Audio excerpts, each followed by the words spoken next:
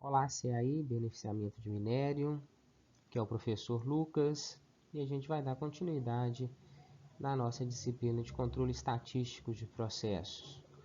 Lembrando que o último tópico que a gente viu em vídeo foi o assunto de separatrizes, que é uma forma de a gente começar a entender a dispersão de um dado em relação às medidas centrais. Hoje a gente vai conhecer outras medidas de dispersão. Eu vou chamar essas medidas de dispersão, de forma geral, como desvios.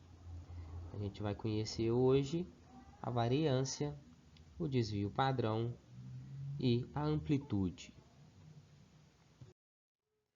A primeira medida de desvio, a gente pode chamar aí de desvio extremo, mas é muito mais comum a gente encontrar nos livros o nome de amplitude de variação.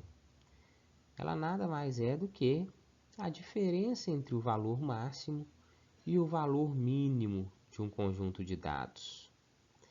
Então, se eu tenho um conjunto de dados com os dados variando entre 1 e 5, em que 5 é o meu maior valor e 1 é o meu menor valor, eu vou ter que a minha amplitude de variação, que pode ser denominada aqui pela letra R, é 5 menos 1. Então, a minha amplitude de variação é igual a 4.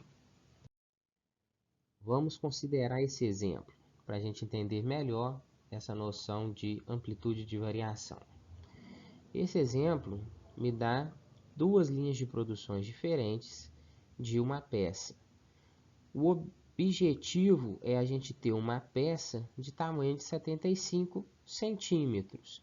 E na média, a gente acaba tendo esse tamanho de peça.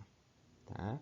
Então, ambas as linhas possuem, na média, peças produzidas com o comprimento de 75 centímetros, que é o nosso objetivo. No desenho, a gente tem um diagrama de dispersão dessas peças, referente ao comprimento delas. Tá? Vocês percebem que no nosso primeiro diagrama, que é esse de cima, as peças estão concentradas entre os valores de 77 e 73 centímetros. Se a gente fizer a média de todos os valores, a gente vai ter que a média é 75. No nosso segundo diagrama de dispersão, eu também tenho a média igual a 75 centímetros. Mas a gente consegue perceber que eu tenho peças variando desde 70 centímetros até 80 centímetros.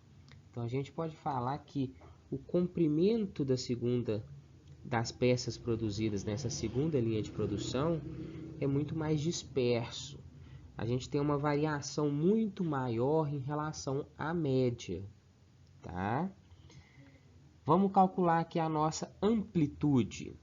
No meu primeiro caso, o meu maior valor é 77 centímetros e o meu menor valor de dados é 73 centímetros. Então, quando a gente pega 77 menos 73, eu vou ter que a minha amplitude é igual a 4 centímetros. No meu segundo caso, o meu maior valor, 80 centímetros.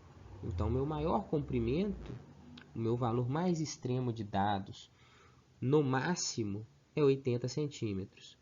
E o meu valor mínimo de dados, o meu menor valor dos dados que foram encontrados, é 70 centímetros.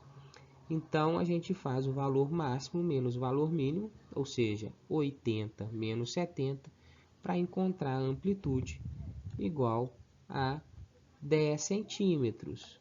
Né? Então, a gente consegue perceber que, apesar de as duas linhas de produção possuírem a mesma média, a primeira linha ela é mais adequada do que a segunda, porque a gente possui uma discrepância entre o tamanho das peças muito menor do que a segunda linha, tá? Então a gente começa a entender agora a questão de que nenhuma peça é igual, mas é mais interessante a gente produzir as peças muito mais próxima dos valores médios desejados, né?